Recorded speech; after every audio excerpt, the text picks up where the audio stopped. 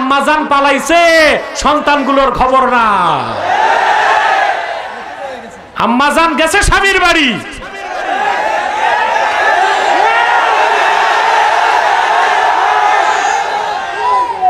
যে মানুষগুলোকে মিছিল করিয়েছে, মিটিং করিয়েছে, যে মানুষগুলোকে বাংলাদেশে এই রকম অবস্থায় রেখে গিয়েছে নিজের জীবন বাঁচাতে, বাংলাদেশের মানুষের নেতৃত্ব দেবার কোন অধিকার তাকে আগামীতে দেওয়া হবে না। কর্মী রেখে এইভাবে পালায়, এক কাপড়ে, বিনা মেকআপে।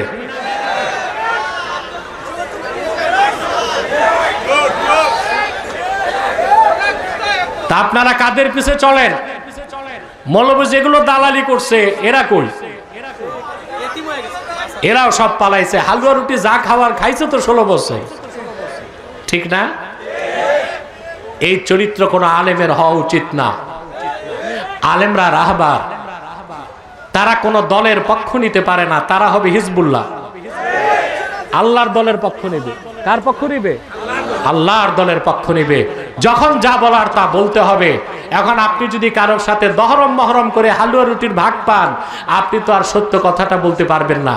এই জন্য আমাকে ডাকলে আমি যাই না, আমাকে গ্যারেন্টি দিতে হবে, আমার পরামর্শ নিবে, সকাল সন্ধ্যা 70 বার আমি যাবো তাদের কাছে।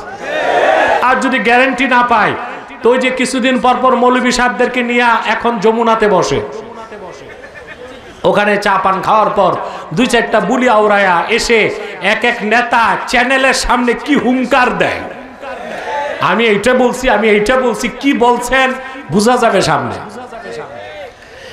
কিন্তু আমি দূর থেকে পরামর্শ দিয়ে যাব ইনশাআল্লাহ, দেশের কল্যাণে, জাতির কল্যাণে। তাহলে ভাইয়েরা, আমরা 56 নম্বর আয়াত থেকে শিখলাম আমাদেরকে হিজবুল্লাহ হতে হবে। সুবহানাল্লাহ।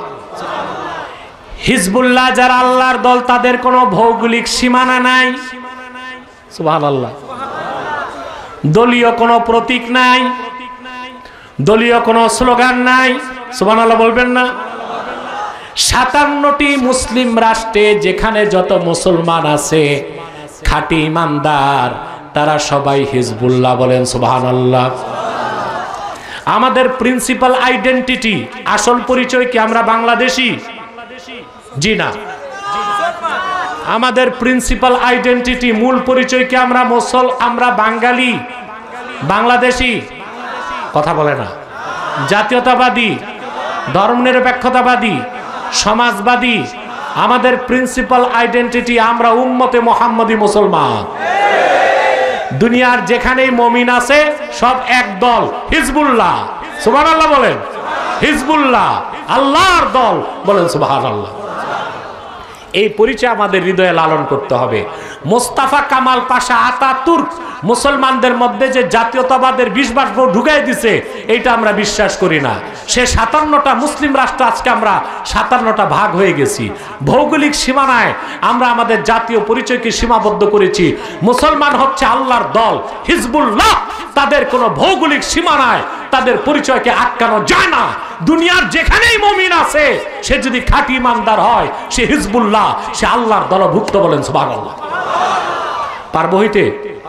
যদি আল্লাহর দল থেকে বের হয়ে যায়, আর একটাই দল আছে, ওটা হচ্ছে হিজবুর শয়তান। হিজবুর শয়তান, ওটা শয়তানের দল। শয়তানের দলে যাইয়া আমরা জাহান্নাম খরিদ করতে চাই না। রাজি আছেন? আল্লাহ আমাদেরকে কবুল করুক, মঞ্জুর করুক, বলুন আল্লাহুম্মা আমিন। সাদাকাল্লাহুল আযীম ওয়া সাদাকা রাসূলুহুন নবিয়ুল কারীম ওয়া নাহনু আলা যালিকা মিনাশ শাহিদিন ওয়াশ শাকিরিন ওয়া আলহামদুলিল্লাহি রাব্বিল আলামিন। এই ওয়াজ হয়ে গেছে, চলে যাবা। তোমরা কি আউলিয়া কেরাম যে মুনাজাত লাগে না? একটা মানুষও দাঁড়াবেন না, বরং যারা দাঁড়ায় আছেন বসে যান, ওখানেই বসে যান। সম্মানিত সুধী, মোহনের কাছে দাও প্রশ্ন থাকলে, যদি উত্তর প্রয়োজন মনে করো তাহলে দিতে হবে। সম্মানিত সুধী, হ্যাঁ বুঝি না, আচ্ছা দেখবো, আমি দেখতেছি।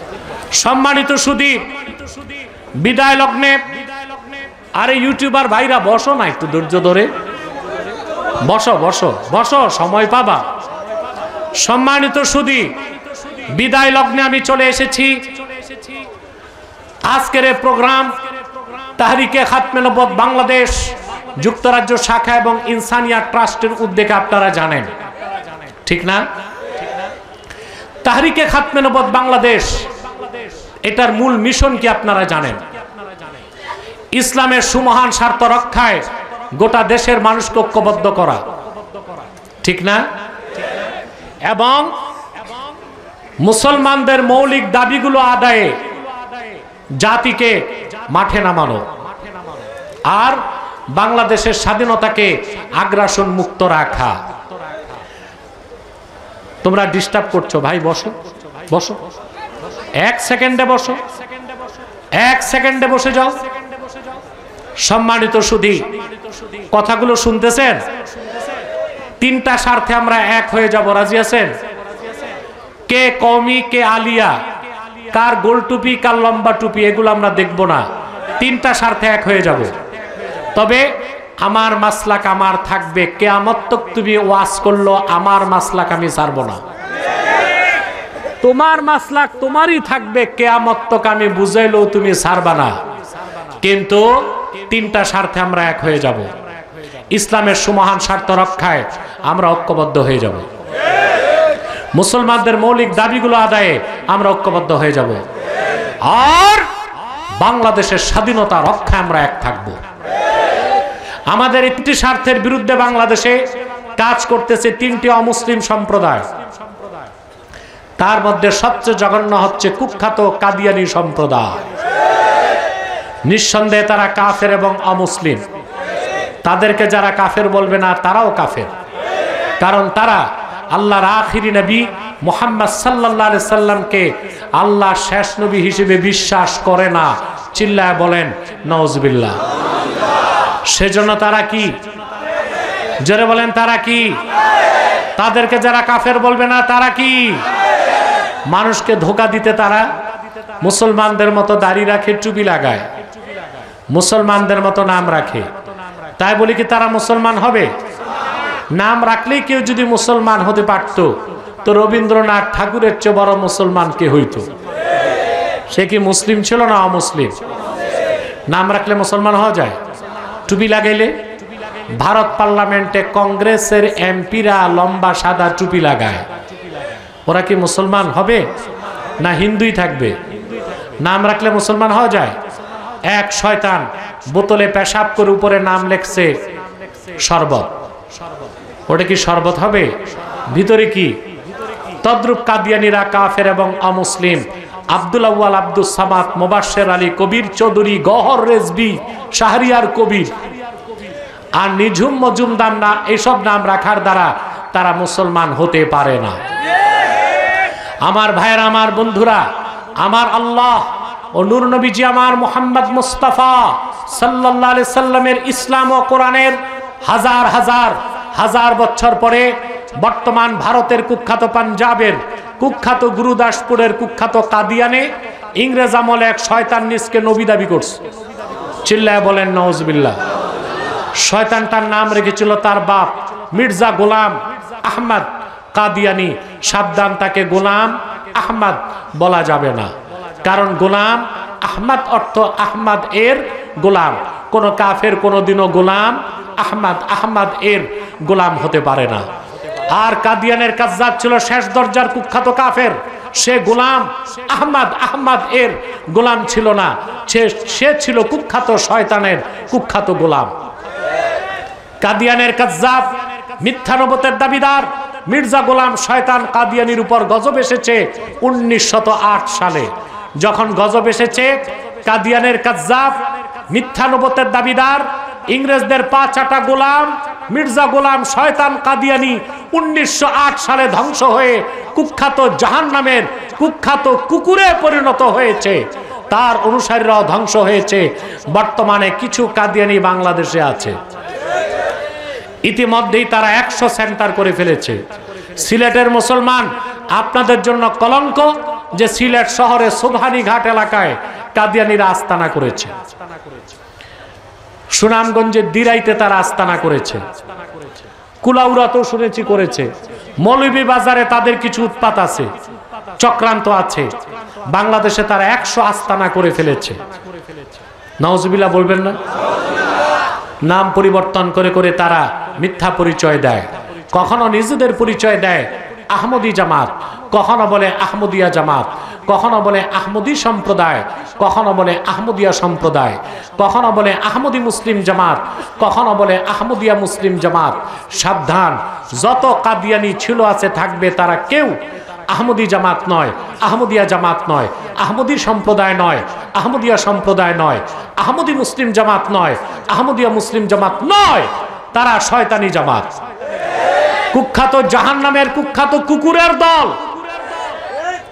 আমাদের সকল দলের একটাই দাবি, অনতি বিলম্বে স্বাধীন বাংলায় শয়তান কাদিয়ানীদেরকে রাষ্ট্রীয়ভাবে অমুসলিম ঘোষণা করতেই হবে, করতেই হবে, করতেই হবে। এই দাবি আদায়ে যদি তাহরিকে খাতমে নবুয়ত বাংলাদেশের ব্যানারে জান ও মাল দেবার ডাক আসে, কারা কারা প্রস্তুত আছেন হাত তুলে দেখা।